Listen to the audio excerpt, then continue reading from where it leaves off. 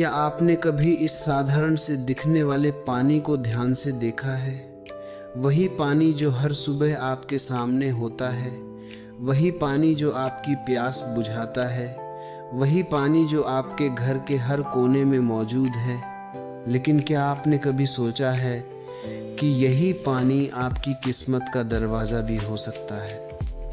आज नहीं, कल नहीं, बल्कि इसी रात से। बहुत कम लोग जानते हैं कि जब दुनिया सो रही होती है, जब शोर थम जाता है, जब मन अपनी बाहरी परतें उतार देता है, उसी समय पानी सबसे अधिक जागृत होता है। प्राचीन काल में यह माना जाता था कि दिन में पानी बहता है पर रात में पानी सुनता है। यही कारण है कि ऋषि, साधक और गुप्त विद्याओं के ज्ञाता कभी भी अपनी अंतिम इच्छा दिन में नहीं बोलते थे। वे प्रतीक्षा करते थे रात की, उस पल की जब मन और ब्रह्मांड के बीच की दूरी सबसे कम हो जाती है।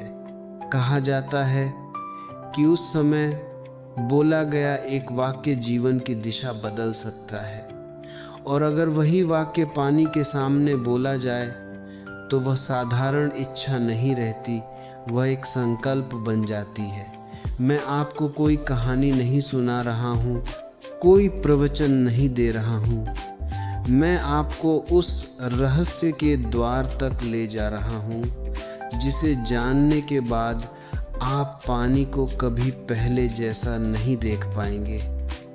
क्या यह संयोग है कि मानव शरीर का अधिकांश भाग पानी है? क्या यह संयोग है कि भावनाओं के चरम पर पहुंचते ही आँखों से पानी बह निकलता है?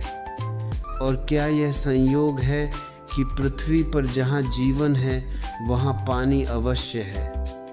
आध्यात्मिक परंपराओं में संयोग नाम की कोई चीज़ नहीं होती। वहाँ हर घटना के पीछे चेतना काम करती है। पानी को केवल एक तत्व मानना भूल होगी। जल वह माध्यम है जो भावनाओं को रूप देता है। जल वह दर्पण है जिसमें मन की सबसे सूक्ष्म तरंगें भी प्रतिबिंबित हो जाती हैं। प्राचीन ग्रंथों में उल्लेख है कि जब कोई व्यक्ति अपनी इच्छा को मन में दबाकर रखता है, लेकिन जब वही इच्छा जल के सामने प्रकट की जाती है तो वह इच्छा ब्रह्मांड के नियमों में दर्ज हो जाती है।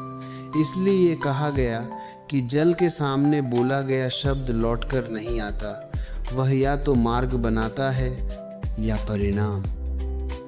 शायद आपने अपने जीवन में यह अनुभव किया हो कि कभी कभी बिना प्रयास के रास्ते खुल जाते हैं और कभी कभी हर प्रयास के बावजूद द्वार बंद रहते हैं। इसका कारण केवल कर्म नहीं, बल्कि वह समय भी है जब आपने अपनी इच्छा को ऊर्जा दी थी।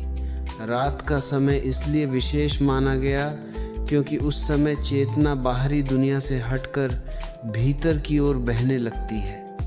मन का शोर धीमा पड़ जाता है, और जब मन शांत होता है तो जल की स्मृति सक्रिय हो जाती है। आधुनिक विज्ञान आज जिस बात को प्रयोगशालाओं में सिद्ध करने की कोशिश कर रहा है, उसे प्राचीन साधनाएं हजारों वर्ष पहले जानती थीं। जल स्मृति रखता है, जल कंपन ग्रहण करता है, जल शब्दों से प्रभावित होता है। यही कारण है कि अलग अलग स्थानों का पानी अलग अलग प्रभाव डालता है। पहाड़ों का पानी शांति देता है, नदियों का पानी गति देता है, और वर्षा का पानी परिवर्तन लाता है। अब कल्पना कीजिए, जब आप अपनी सबसे गहरी इच्छा उस जल के सामने रखते हैं तो वह इच्छा केवल आपके मन में नहीं रहती, वह जल की स्मृति में अंकित हो जाती है, और जब आप सो जाते हैं तब भी वह स्मृति सक्रिय रहती है। यही वह बिंदु है जहाँ से चमत्कार शुरू होते हैं। लेकिन यहाँ एक चेतावनी भी है। जल केवल सत्य को ग्रहण करता है। दिखावा, लालच और अहंकार से बोली गई इच्छा जल स्वीकार नहीं करता। इसलिए प्राचीन साधक कहते थे कि पानी के सामने वही बोलो जो तुम अपने अस्तित्व से चाहते हो, क्योंकि जल तुम्हें नहीं, तुम्हारी चेतना को सुनता है। जब मनुष्य पहली बार पानी को केवल पीने की वस्तु समझने से आगे बढ़कर उसे अनुभव करने लगा था, तभी से जल और चेतना के बीच का अदृश्य संबंध स्थापित हो चुका था। यह संबंध शब्दों में नहीं, तरंगों में व्यक्त होता है। यही कारण है कि प्राचीन साधक जल को देवता नहीं कहते थे, वे उसे साक्षी कहते थे। साक्षी इसलिए क्योंकि जल कुछ करता नहीं पर सब देखता है। जल कुछ बोलता नहीं पर सब याद रखता है। आज का मनुष्य पानी को बोतल में बंद करके सोचता है कि उसने उसे नियंत्रित कर लिया, पर वास्तव में वह केवल उसके भौतिक रूप को छू पाया है। उसका सूक्ष्म रूप आज भी उतना ही रहस्यमय है जितना हजारों वर्ष पहले था। शास्त्रों में कहा गया कि 5 तत्वों में जल ही ऐसा तत्व है जो तीनों लोकों में समान रूप से सक्रिय रहता है। स्थूल में वह तरल है, सूक्ष्म में वह भावना है और कारण में वह स्मृति है। जब कोई व्यक्ति दुखी होता है तो उसका दुख शब्दों से पहले जल में प्रकट होता है। आँखों से बहता आंसू इसका प्रमाण है। जब कोई व्यक्ति अत्यंत प्रसन्न होता है तब भी आंखें नम हो जाती हैं। यह कोई संयोग नहीं, यह जल का भावों से जुड़ाव है। जल भावों का वाहक है।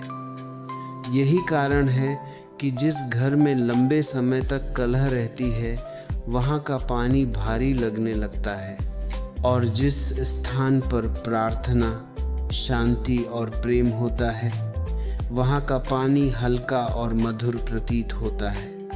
यह अनुभूति विज्ञान से परे है पर अनुभव से सिद्ध है। पुराने समय में जब कोई तीर्थ बनता था तो पहले वहाँ के जल को परखा जाता था। यदि जल में शांति का कंपन होता तभी वहाँ साधना की अनुमति दी जाती थी, क्योंकि जल साधक की चेतना को या तो ऊपर उठाता है या नीचे खींच ले जाता है। अब यह प्रश्न उठता है कि जल स्मृति कैसे रखता है। इसका उत्तर किसी एक ग्रंथ में नहीं बल्कि कई परंपराओं में बिखरा हुआ है। कहा गया कि जब कोई शब्द बोला जाता है तो वह केवल ध्वनि नहीं रहता, वह एक तरंग बन जाता है, और जल तरंगों का सबसे सहज माध्यम है, वायु से भी अधिक। इसलिए मंत्र जप में जल का उपयोग अनिवार्य माना गया। अभिषेक, अर्घ्य, आचमन, ये सब केवल कर्मकांड नहीं थे बल्कि जल की स्मृति को सक्रिय करने की विधियां थीं। जब आप जल में कोई मंत्र बोलते हैं तो वह मंत्र जल में घुल जाता है, और जब वही जल आपके शरीर में प्रवेश करता है तो वह मंत्र आपके भीतर की कोशिकाओं तक पहुंच जाता है। आधुनिक शोध आज यह स्वीकार करने लगे हैं कि मानव शरीर की कोशिकाएं कंपन पर प्रतिक्रिया देती हैं, परंतु हमारे पूर्वज यह बात जानते थे कि जल के माध्यम से कंपन सीधे अवचेतन मन तक पहुंचता है। इसलिए सोने से पहले जल के सामने बोला गया शब्द इतना प्रभावशाली माना गया, क्योंकि उस समय अवचेतन मन सबसे अधिक खुला होता है। दिन भर के विचार, डर, योजनाएं और शोर जब शांत हो जाते हैं तब मन अपनी वास्तविक अवस्था में लौटता है, और उसी अवस्था में यदि जल को साक्षी बनाया जाए तो इच्छा केवल कल्पना नहीं रहती, वह बीज बन जाती है। जल उस बीज को स्मृति में संजो लेता है। यही कारण है कि कई बार व्यक्ति को यह याद भी नहीं रहता कि उसने कब क्या मांगा था, पर जीवन में अचानक परिस्थितियां बदलने लगती हैं, रास्ते खुलने लगते हैं, लोग मिलने लगते हैं, अवसर अपने आप सामने आने लगते हैं। इसे लोग सौभाग्य कहते हैं, पर वास्तव में यह जल स्मृति का सक्रिय होना होता है। लेकिन यहाँ यह समझना अत्यंत आवश्यक है कि जल केवल सकारात्मक ऊर्जा का ही वाहक नहीं है। नकारात्मक शब्द, भय, क्रोध और द्वेष भी जल में अंकित हो जाते हैं। इसलिए प्राचीन साधनाओं में यह नियम था कि जल के सामने कभी भी क्रोध में कुछ न बोला जाए, क्योंकि जल उसे भी उतनी ही निष्ठा से ग्रहण करता है। यही कारण है कि कुछ घरों में बिना कारण बेचैनी रहती है। वहाँ का जल वर्षों से अशांत शब्दों का भार ढो रहा होता है। अब कल्पना कीजिए, जब आप प्रतिदिन उसी जल को पीते हैं तो वह भार धीरे धीरे आपके मन में उतरने लग रहा है। इसलिए जल को शुद्ध करने की परंपरा केवल बाहरी नहीं, आंतरिक भी थी। मंत्र, भावना और मौन, इन तीनों से जल को शुद्ध किया जाता था। मौन इसलिए क्योंकि मौन में जल अपनी स्मृति को संतुलित करता है। आज के समय में हम पानी के सामने दिन भर विचारों से भरे रहते हैं, शिकायत करते हैं, नकारात्मक समाचार सुनते हैं और फिर उसी पानी से शांति की अपेक्षा रखते हैं। यह विरोधाभास ही जीवन में असंतुलन पैदा करता है। जल आपके जीवन में हर क्षण सक्रिय भूमिका निभा रहा है, चाहे आप उसे जाने या न जाने। और जब आप जानबूझकर, सजग होकर, शुद्ध भावना के साथ जल से संवाद करते हैं तो वही जल आपके लिए साधन बन जाता है। यही कारण है कि कई आध्यात्मिक परंपराओं में जल को गुरु के समान माना गया, क्योंकि वह बिना बोले सिखाता है, बिना आदेश दिए मार्ग दिखाता है और बिना शर्त स्मृति संभाल कर रखता है। आप इसे केवल क्रिया न समझें बल्कि चेतना का प्रयोग समझें, क्योंकि बिना समझ के की गई कोई भी साधना केवल कर्मकांड बन जाती है और समझ के साथ किया गया एक छोटा सा कार्य भी जीवन बदलने की क्षमता रखता है। इसलिए इस रहस्य को अपने भीतर उतरने दीजिए।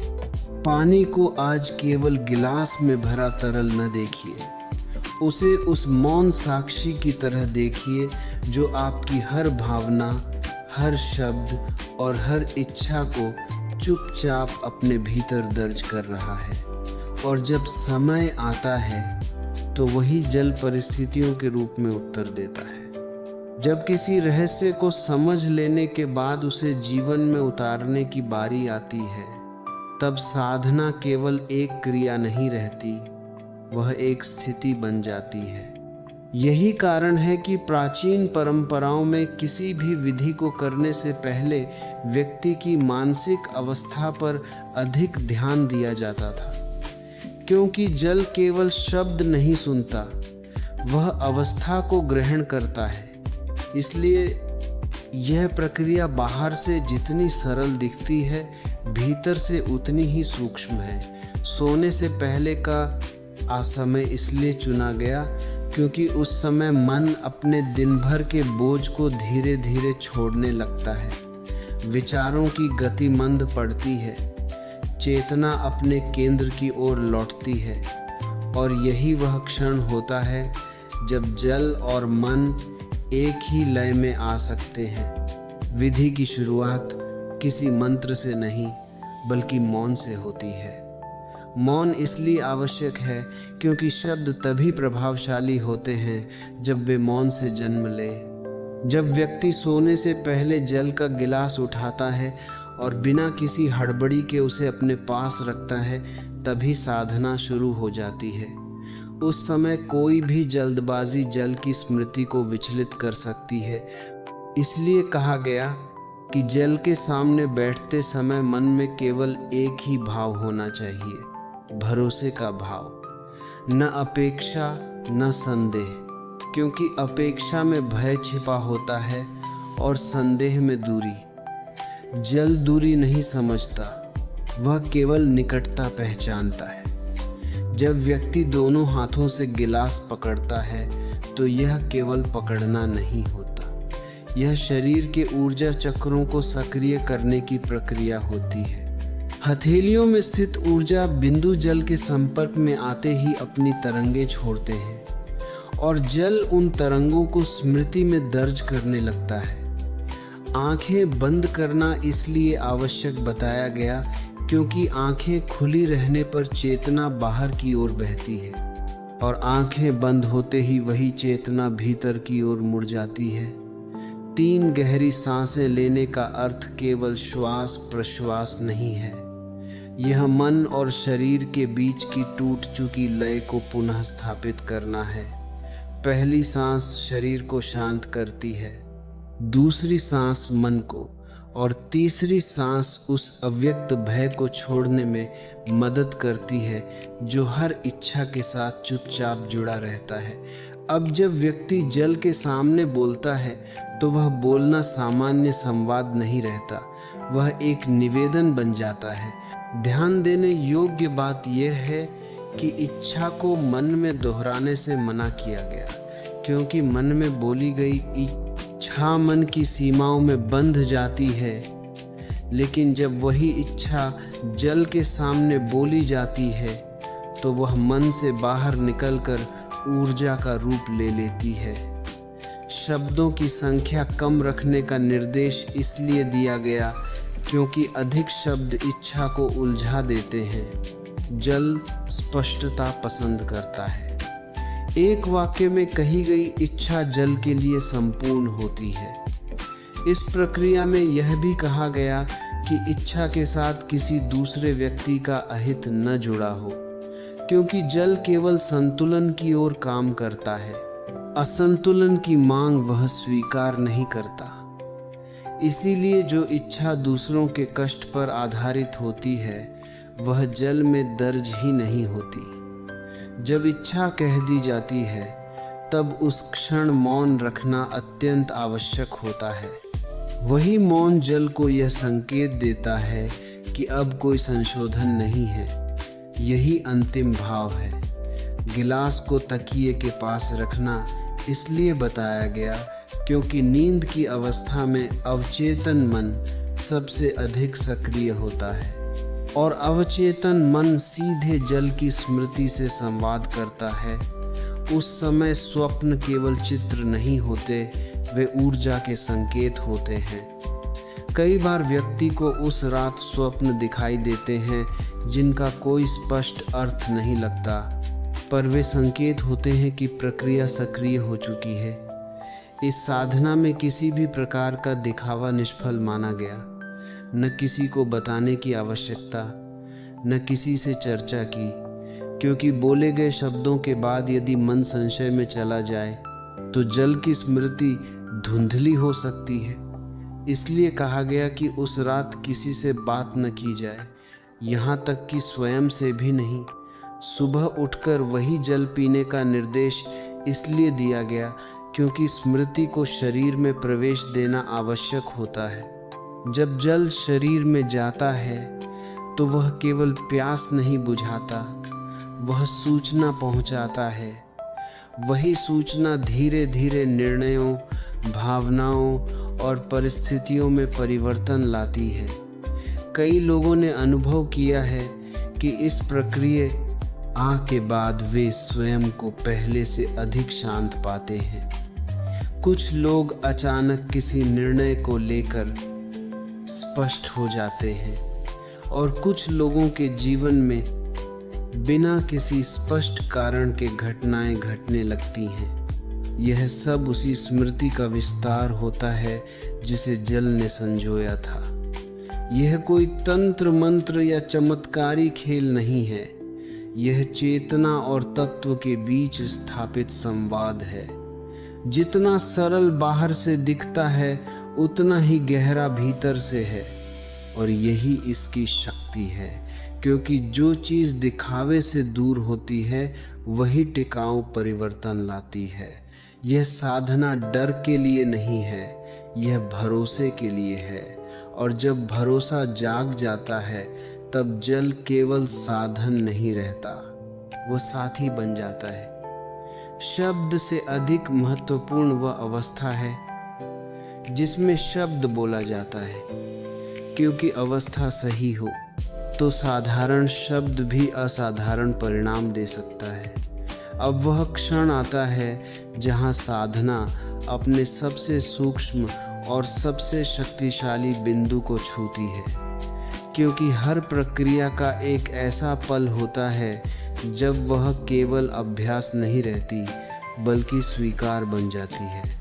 प्राचीन परंपराओं में कहा गया कि जब तक किसी कार्य का साक्षी नहीं बनता तब तक वह पूर्ण नहीं होता। जीवन में भी जो घटनाएं बिना साक्षी के घटती हैं वे अधूरी छाप छोड़ती हैं, और जिन घटनाओं का साक्षी बन जाता है वे भाग्य की रेखा में बदल जाती हैं। जल को साक्षी बनाने की परंपरा इसी गहरे सिद्धांत से जन्मी थी, क्योंकि जल न पक्ष लेता है न विरोध करता है, वह केवल उपस्थित रहता है, और वही उपस्थिति सबसे बड़ी शक्ति होती है। अब तक की साधना में जल ने आपकी इच्छा सुनी, आपकी अवस्था को ग्रहण किया, आपकी भावना को स्मृति में संजोया, पर अब जो शब्द बोला जाता है वह उस स्मृति को ब्रह्मांडीय व्यवस्था में दर्ज करता है। यही वह क्षण है जहाँ साधक और साधना अलग नहीं रहते। सोने से ठीक पहले, जब मन पूरी तरह शिथिल हो जाए, जब शरीर नींद की दह लीज पर खड़ा हो, जब विचारों की आवाज़ लगभग समाप्त हो जाए, उसी समय जल को देखना मात्र ही पर्याप्त होता है। उसे घूरना नहीं है, उसे जांचना नहीं है, केवल देखना है। जैसे किसी पुराने मित्र को देखा जाता है और फिर उस स्थिति में वह शब्द बोला जाता है जो बहुत सरल है पर बहुत गहरा है। यह शब्द कोई आदेश नहीं है, यह कोई मांग नहीं है, यह एक घोषणा है। घोषणा इस बात की कि अब आप अपनी इच्छा को अकेले नहीं ढो रहे, अब जल उसका साक्षी है। जब व्यक्ति 3 बार धीमी और स्थिर आवाज में वह शब्द बोलता है तो वह शब्द केवल ध्वनि नहीं रहता, वह एक मुहर बन जाता है, साक्षी की मुहर। इस मुहर के बाद इच्छा न तो वापस ली जा सकती है न बदली जा सकती है। इसलिए पुराने साधक कहते थे कि इस शब्द को बोलने से पहले मन पूरी तरह स्पष्ट होना चाहिए, क्योंकि इसके बाद जल उस इच्छा को समय के गर्भ में सौंप देता है, और समय जब किसी इच्छा को स्वीकार कर लेता है तो परिस्थितियां स्वयं आकार लेने लगती हैं। कई बार परिणाम वैसे नहीं आते जैसे मन ने कल्पना की होती है, पर वे वैसे ही आते हैं जैसे चेतना के लिए आवश्यक होता है। यही कारण है कि इस साधना के बाद व्यक्ति के भीतर एक अजीब सी शांति उतर आती है, क्योंकि अब संघर्ष समाप्त हो जाता है। इच्छा बोझ नहीं रहती, वह प्रवाह बन जाती है। जल को साक्षी बनाने का अर्थ है कि अब आप भरोसे की स्थिति में प्रवेश कर चुके हैं, और भरोसा वह अवस्था है जहां ब्रह्मांड हस्तक्षेप करता है। इस शब्द को बोलने के बाद किसी भी प्रकार का विश्लेषण करने से मना किया गया, क्योंकि विश्लेषण मन को पुनः सक्रिय कर देता है, और मन की सक्रियता जल की स्मृति में हलचल पैदा कर सकती है। इसीलिए साधक को तुरंत सो जाने का निर्देश दिया गया। नींद यहाँ विश्राम नहीं बल्कि समर्पण है। समर्पण इस बात का कि अब जो होगा वह उचित होगा। सुबह उठकर वही जल पीने की क्रिया इस आराधना का अंतिम भौतिक चरण है, पर आध्यात्मिक रूप से यह शुरुआत होती है। जब वह जल शरीर में प्रवेश करता है तो वह केवल सूचना नहीं लाता, वह साक्षी की उपस्थिति लाता है। वही उपस्थिति धीरे धीरे आपके विचारों में उतरती है, निर्णयों में झलकने लगती है, व्यवहार में स्थिरता लाती है, और जीवन में नए अवसरों के रूप में प्रकट होती है। कई लोग इस चरण पर अधीर हो जाते हैं, वे तुरंत परिणाम देखना चाहते हैं, पर जल समय से बंधा नहीं होता। वह केवल संतुलन देखता है। कुछ इच्छाएं 7 दिनों में रूप लेने लगती हैं, कुछ को 21 दिन लगते हैं और कुछ इच्छाएं व्यक्ति को पहले भीतर से तैयार करती हैं, क्योंकि हर इच्छा का परिणाम बाहरी नहीं होता।